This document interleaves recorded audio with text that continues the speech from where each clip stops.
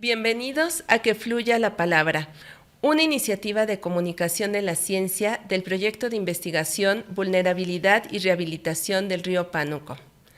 El día de hoy tenemos como invitada a la maestra Mariana Escobar, quien participa en el seminario de investigación y en la próxima edición del libro del tema. Bienvenida, maestra Mariana. Muchísimas gracias, Ana. Un placer estar aquí con todos ustedes. Mi nombre es Mariana Escobar, soy socióloga de formación, maestra en urbanismo y actualmente curso el doctorado en Ciencias Políticas y Sociales, ya regresando a casa en el área de Sociología. Muy bien, pues bienvenida a este espacio. Tú eres una de nuestras autoras y de nuestras investigadores principales y nos da mucho gusto tenerte el día de hoy.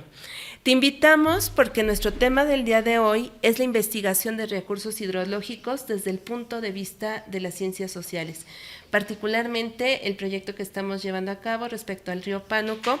Y quisiera empezar preguntándote, ¿cómo te incorporas a este proyecto? Si te soy franca, yo creo que diría destino. Hace muchos años, estamos hablando por ahí del 2016, 2017, conozco al doctor Chávez en el consejo técnico de aquí de la facultad de la FES Acatlán, y justamente, pues él siendo geólogo, y creo que el amor por la geología es que justamente empezamos a conversar, estábamos compartiendo una comisión y de repente, pues en las charlas él empezaba a hablar de geología y más o menos ahí le empezaba a entender a lo de las rocas, ¿no? Que sedimentarias, ígneas, metamórficas, y por ahí en la prepa, porque estuve perdida un rato, estaba en físicos matemáticos, tomé un curso de geología y medio le seguí la conversación. Yo creo que le llamó la atención que era socióloga y le entendía, porque dijo, estoy pensando en un proyecto, quiero ver la forma en que podamos proponer un geoparque, un nuevo geoparque aquí en México, haciendo énfasis en la Peña de Bernal, y creo que nos podría dar una buena visión tu enfoque como socióloga. Y me involucré. La verdad que yo estaba quinto semestre, una cosa así. Dije, pues bueno, vamos a intentar, a conocer gente. Y empezamos a trabajar. Estuvimos trabajando unos 2-3 años más o menos. De ahí salió un libro que ya está publicado actualmente. Pero sigo con mi vida personal, profesional, académica y hasta como 2022, 2021 tal vez, me vuelve a llamar y me dice, Mariana, tengo un nuevo proyecto. La verdad que pues tú eres socióloga, nos ayudaste, trabajamos muy bien, la verdad que siempre la sinergia con los proyectos de investigación del doctor Chávez son muy buenos.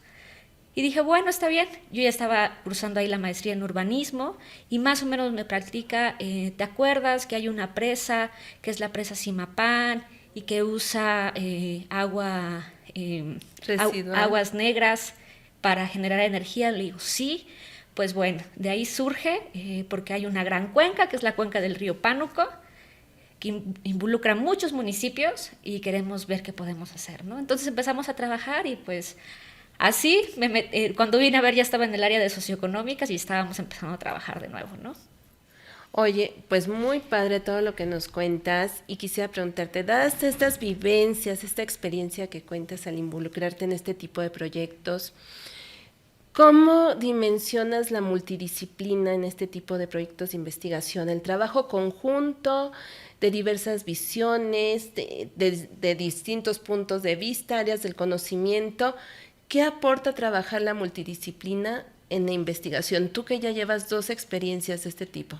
Mira, hay algo que, bueno, yo le digo ceguera de taller, que es nosotros normalmente desde que elegimos una licenciatura hay algo que nos gusta, que nos llama más la atención, que hacemos más énfasis, ¿no? Y así vamos metiéndonos en proyectos y especializándonos en la visión, pero justamente es lo que veo de repente, ¿no? Tenemos ceguera de taller, nos enfocamos tanto en un área que dejamos de ver otras cosas, ¿no? Y justamente cuando yo pienso en proyectos multidisciplinarios, o sea, su riqueza y la belleza de este tipo de proyectos, es que esa ceguera se reduce, ¿no?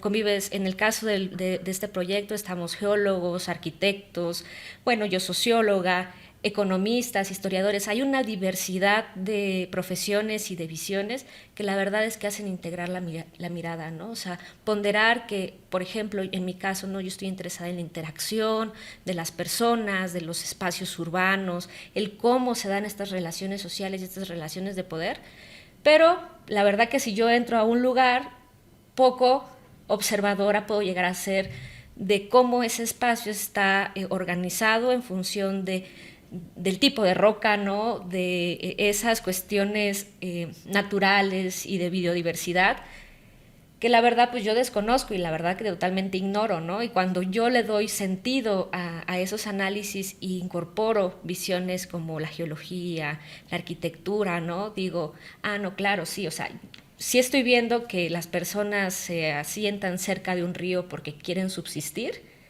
y ellos me pueden dar toda esta parte técnica, ¿no? Que es, pues es que el río fluye por acá porque la roca y la falla y que por eso pasa por acá, ¿no? Y entonces tenemos ciertas condiciones climatológicas del suelo, del subsuelo, que hace que haya más agua en esta temporada y menos agua en esta, y entonces por eso tuvieron la comunidad que incorporar ciertos artilugios, ¿no? Para subsistir, y se vuelve mucho más integral todo ese análisis, ¿no? Toda esa visión de que no, siempre hay una causa detrás, ¿no? Y todo está sumamente relacionado cuando hablamos de el ser humano habitando un territorio, ¿no?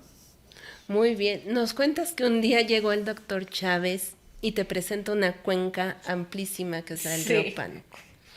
Y entonces tú, que aparte eres muy dedicada, te destacas por eso, te empiezas a empapar de esta visión de los geólogos, de los ingenieros, de los arquitectos, de los historiadores, pero de pronto, ¿cómo dimensiona la sociología el río Pánuco? ¿Qué nos podría contar una disciplina tan compleja como la sociología sobre un río tan extenso? No es la primera vez que me hacen esa pregunta, sobre todo porque normalmente a veces nos ven al doctor Chávez y a mí y dicen, ¿y qué hace un geólogo con una socióloga? O sea, ¿de qué hablan? Entonces, ¿cómo cuaja ese asunto, no?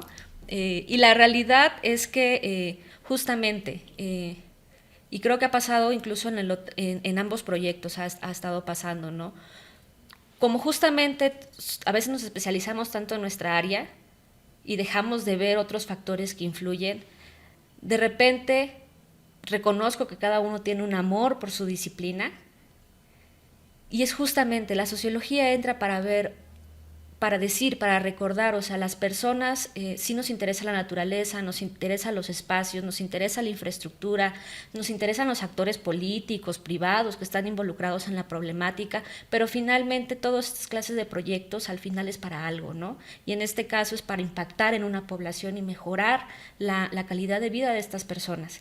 Si hablamos de justamente el impacto de la sociología en el área, es justamente poder recuperar y justamente con esta perspectiva de vulnerabilidad que tenemos en el proyecto, que la vulnerabilidad puede venir de cualquier área, en cualquier momento y pues al final es tú en qué condiciones estás para enfrentar una situación de adversidad, ¿no? Un poquito ahí de resiliencia, un poquito ahí de las capacidades, las herramientas que tú tienes a la mano y en ese sentido lo que hacemos mucho los sociólogos es justamente identificar la problemática, hacer un diagnóstico y poder integrar esas miradas de tal forma que cuando se proponga una solución, justamente podamos proporcionar esa integridad en los proyectos para que sean viables, porque a veces nos quedamos con un poco esta idea de nosotros investigamos, nos acercamos, vemos la problemática y bueno, ya las presentamos y ya no pasa nada, ¿no? Entonces, en ese sentido, por un lado, la virtud de este tipo de proyectos es que al final se quieren materializar en cosas concretas, ¿no? De qué manera las áreas pueden abonar a que el problema se solucione y en ese sentido, pues, la sociología recuerda eso, ¿no? Hay una población que vive sin ciertas circunstancias. En el caso de este proyecto, sí, son 8 municipios, 8 estados, 8 entidades de la República y hablamos de más o menos 53 millones de personas, de las cuales entre el 40-45% está en pobreza y de ese 43-45% aproximadamente un 7% en pobreza extrema. ¿Qué significa eso? Un poquito para contextualizarnos, la pobreza en México se mide multidimensionalmente. Considera no solamente el ingreso o esta visión economicista de la pobreza, sino que considera carencias sociales. Y entre esas carencias sociales encontramos acceso a la alimentación, educación, la calidad de la vivienda, los servicios públicos o básicos que tiene que tener la vivienda, y entre otras, ¿no? La cohesión social de la comunidad, además del ingreso. Y justamente cuando empezamos a ver si estamos considerando la población en pobreza extrema, carentes, vulnerables por carencias sociales, que son estos derechos sociales a los que debe tener acceso la población, nos damos cuenta que en ese territorio, si bien contempla áreas ya bastante urbanizadas y desarrolladas, pues tenemos casi un 81% de población con carencias. Y entre esas carencias, en esa dimensión, que ahorita la dije muy rápido, que es acceso a servicios básicos en la vivienda, está justamente el agua. Y el agua la tenemos en todos los días, ¿no? A veces no nos damos cuenta y la damos por obvio, pero el día que falta agua sí nos damos cuenta y es muy difícil. Está desde que salimos y llueve y nos mojamos y nos enojamos a veces, está al bañarnos, al cocinar, al llevar todo tipo de actividades. Y el agua es un derecho humano y en ese sentido pues toda la población debería tener acceso a ella.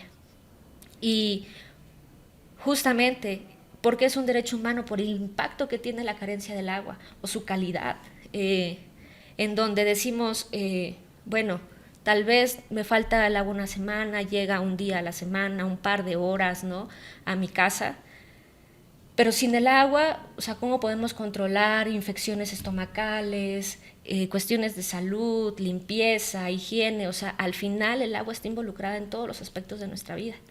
Y en ese sentido, pues, ¿qué es lo que hago yo desde el área de sociología en el proyecto? Es justamente enlazar, ¿no?, dimensionar justamente la importancia del recurso, porque es para una población que también tiene necesidades y que justamente lo que busca es desarrollar su vida con al menos relativo bienestar, ¿no?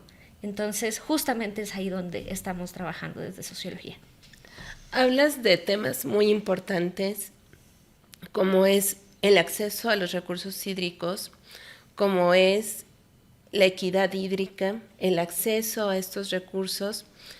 Y en el proyecto de investigación estamos en una etapa de análisis y dimensionando el problema. Realmente estamos en una etapa de análisis y diagnóstico. Pero te invito a que vayamos al futuro y pensemos que ya estamos en la etapa de las soluciones. Sí. Tenemos diferentes actores en la problemática de la cuenca del río Pánuco. Desde nosotros como ciudadanos de la ciudad y el Estado de México, que contribuye a estos desagües que se dan a lo largo y ancho de todo los diferentes ríos que componen la cuenca. También tenemos un sector de sociedad civil, de actores políticos, gubernamentales y privados. Y en ese sentido, parte de las soluciones, si yo me voy al futuro sobre la sociología, es justamente poder conseguir ese diálogo y esa comunicación entre los diferentes actores. Yo sé que hoy, como nosotras, humanos a pie, que estamos en contacto con el agua, podemos decir, ok, me baño y enciendo el boiler y pongo una cubeta en lo que se cae el agua para recabar un poco y desperdiciar menos, y trato de reusarla de la lavadora y cosas así. Esos son pequeños actos que por supuesto que contribuyen, pero no son tampoco la solución del problema. Justamente necesitamos justamente hacer comunión entre los diferentes actores para poder mediar entre las necesidades de una economía que es necesaria y estas propuestas de ingenieros, de geólogos, de hidrólogos, ¿no?, que finalmente dicen, ok, ¿podemos seguir usando el agua? ¿De qué forma? Porque al final el agua es un recurso finito, en algún momento se va a acabar y necesitamos encontrar alternativas que justamente permitan el diálogo entre actores y que también haya una disposición para llevar a cabo estas nuevas medidas. ¿Dónde está el reto? Que justamente los cambios de paradigma son sumamente difíciles, ¿no? Estamos hablando de una cultura, de una forma de vivir, de una forma de ser, de relacionarnos con el agua que necesita cambiar para que podamos justamente recuperar la cuenca, recuperar la biodiversidad e implementar proyectos que puedan también, por un lado, permitir la rehabilitación y el saneamiento de la cuenca, sin tampoco afectar, por ejemplo, hoy a productores que, bien o mal, pues se ayudan mucho de las aguas que pasan por ahí, ¿no? Pese que estén contaminadas, ¿no? O sea, al final hay mucha proteína y hay muchas vitaminas también que se encuentran ahí, ¿no? Y que ayuda a que su producción sea incluso mejor, ¿no? Pero justamente necesitamos encontrar ese punto medio. ¿Dónde está la sociología? Justamente en ese diálogo, en esa comunicación, en esa concientización, en ese equilibrio entre los juegos de poder que están entre los diferentes actores. Que el doctor Chávez lo menciona mucho en el caso del Valle del Mezquital, ¿no? Sí. Donde los agricultores prefieren regar con el agua contaminada que con agua tratada, donde se va parte de los nutrientes, ¿no? Sí. Y tocas dos temas que a mí, fíjate, que me mueven mucho dentro del proyecto de investigación, que son concientizar y la parte de la gobernanza. Sí. Y me gustaría platicar contigo. Yo siempre he pensado que nosotros podemos ser moderadores del problema, desde lo académico, como investigadores, porque tenemos como la posibilidad o el acceso a concientizar a la población a partir de lo que estamos haciendo y también incidir un poco en las políticas de gobierno, decir, bueno, nosotros como investigadores, como institución, hemos encontrado esto y ustedes lo pueden usar para tomar pues las acciones y las decisiones pertinentes o adecuadas para cuidar este recurso finito. Como investigadora, como académica, como parte de una institución tan importante como la UNAM, ¿cómo crees que podríamos llevar a cabo este papel de moderación? Ser moderadores entre todos los participantes del problema. Es una pregunta que tiene su tinte de complicado, diría yo. Justamente es que no hay otra forma más que moviéndonos, creo yo. Buscar esas relaciones, esos actores clave, porque de repente también nosotros como investigadores pecamos un poco de quedarnos en el gabinete, ¿no? Hacer diagnósticos, hacer propuestas, y suelen salir de la academia muy buenas ideas que se quedan en el papel, se quedan en los proyectos, se quedan en la letra. Y justamente como moderadores tenemos también una responsabilidad de acercarnos a actores desde la institución, llevar el proyecto, tocar puertas. Yo creo que sí es una parte importante, porque tal vez lo que nos hace falta de repente es buscar, porque no dudo que haya personas, tanto de iniciativa privada como gubernamental, que estén dispuestos y también estén interesados en este problema. Pero ahí es donde está la responsabilidad, ¿no? Hacer extensivo este trabajo de comunicación, que hoy este podcast es parte de ello, ¿no? Tratar de llegar a más personas esperando y también un poco incidiendo a que haya una persona que nos escuche el día de hoy y que pueda involucrarse y sumarse a este proyecto, ¿no? Como investigadora y como autora de este proyecto de investigación, ¿te has planteado ir y conocer a la gente que vive cerca del río Pánuco? Sí, de hecho, en algún punto de la investigación, como bien dices, estamos en una parte diagnóstica, donde estamos involucrando todas estas perspectivas, ¿no? Tomas de agua, calidad, cantidad de agua consumida en la región, niveles de pobreza, desigualdad. Estamos recabando y también justificando la relación y la importancia de este tema, pero justamente una parte importante del proyecto contempla justamente acercarnos a las comunidades, principalmente aquellas que están cercanas al río, y hacer trabajo de campo como tal, ¿no? Necesitamos también conocer sus perspectivas, sus necesidades, y no pecar justamente de lo que yo supongo que ellos necesitan, ¿no? Sino también lo que ellos quieren y donde ellos también ven las deficiencias, porque finalmente ellos son los que lo viven día a día, ¿no? Te voy a sacar un poquito ese tema, porque quiero migrarte a un área que para mí es muy divertida como coordinadora de comunicación. Ajá. Y es la conformación del libro. Es el segundo libro que hacemos en este modelo de investigación multidisciplinario, y algo que me llama mucho la atención desde que yo me integré al proyecto es que todos los capítulos son en coautoría. Sí. De hecho, tú en tu capítulo trabajas con 2 autores más, y supongo que han de ser voluntades, visiones del mundo, perspectivas diferentes. ¿Cómo escribir en coautoría sobre un tema tan importante y que quede plasmado el alma y el sentir de todos? Como cualquier trabajo en equipo. Y ahí sí ahora sí que como las relaciones amorosas. ¿Qué es lo fundamental? Comunicación. Hablar y un poco tener claro el objetivo. Podemos discrepar en tal vez algún enfoque, algún método, algún concepto, pero el objetivo es el mismo, ¿no? En ese sentido, contribuir desde nuestras áreas de un problema que tenemos identificado, ¿no? Y con un eje, la vulnerabilidad tanto hídrica, social, económica, política, y ahí está el eje que justamente agarra y amarra, en este caso, yo trabajo con otro sociólogo, pero que está especializado en política pública, y con un economista. Entonces, justamente cuando logramos enervar justamente estas opiniones y estas perspectivas es cuando decimos hacia dónde vamos. Y hacia dónde vamos, pues es escribir un libro que tenga en la mira justamente resolver esta problemática. No es sencillo, yo sé que no es sencillo porque a veces es, no, pero veámoslo desde la ecología política, no, es que veámoslo desde la vulnerabilidad, no, es que la sostenibilidad, la sustentabilidad, no, es que el agua es finita, ¿cómo le hacemos? No, pero no se olviden de la población, o sea, ellos están ahí sufriéndolo ahorita, hay una suma de ideas, pero justamente reuniones, conversaciones, llamadas, lectura, investigación y recuperar y tenerlo así en grande en el título de los artículos, en el tablón, en la pared de la oficina, es que nos ayuda a decir, ok, pero no perdamos el foco, ¿no?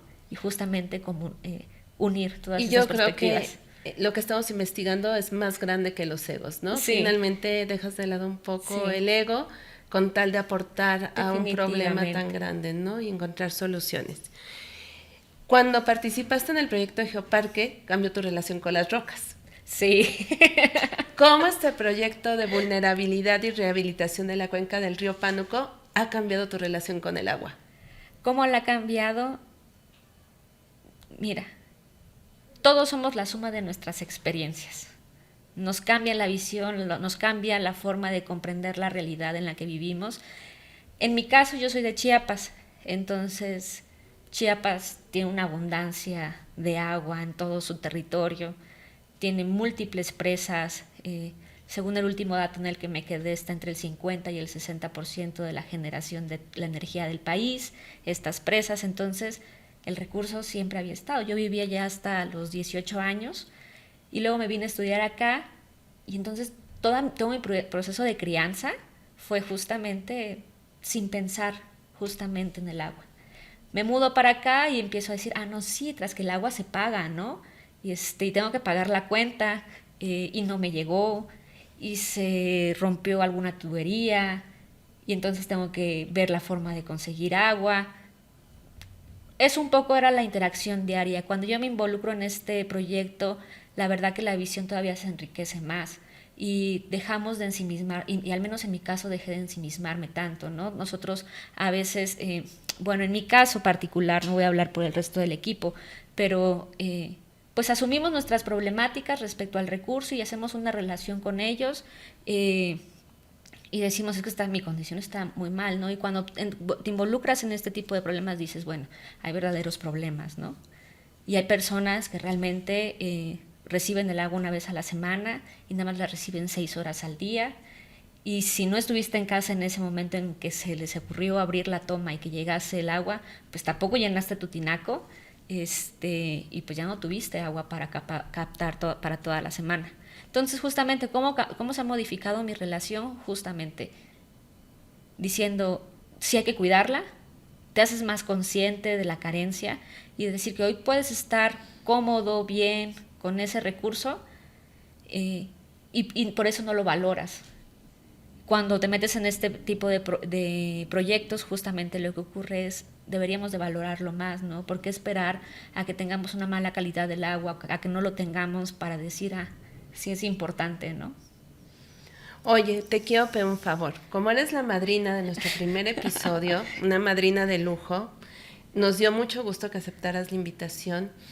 ¿qué nos podrías decir o qué nos podrías desear a este podcast como una herramienta de divulgación y comunicación del conocimiento? ¿Qué les podría compartir y dejar? Yo creo que justamente levantemos un poco la mirada, dejemos de ensimismarnos tanto. Hay proyectos, hay iniciativas como la que es este proyecto, que justamente está buscando abonar y ayudar a nuestro país, ayudar a nuestras condiciones, ayudar al resto de la población, y lo que se necesita es participación. Les dejaría una abierta invitación para incorporarse a este proyecto, sumar y hacer mucho más grande esta ola a colación del agua, esta ola que está buscando justamente impactar y beneficiar y mejorar la calidad de vida de las personas. Muy bien, pues te agradecemos mucho tu asistencia. ¿Un mensaje final que nos quieras dejar? Aún soy millennial, pero síganos, comenten, déjenos nuestra perspectiva, y si comentan y si viven en este territorio de la cuenca del río Pánuco o en la ciudad ¿cuál? Ciudad de México, Estado de México, Hidalgo, Querétaro, Veracruz, San Luis, Guanajuato. Dejen comentarios también para que nosotros podamos acercarnos a ustedes, para que podamos involucrarnos más y acercarnos más a la población, y que esto no se quede justamente como una buena intención. Seamos más participativos y nos involucremos más. Pues con esto concluimos nuestro primer podcast de este proyecto de investigación. Como bien lo dice la maestra Mariana, los invitamos a que nos sigan en todas las redes sociales que aparecen en las portadas, en el video, y pues nos vemos en el próximo episodio para que siga fluyendo la palabra. Muchas gracias.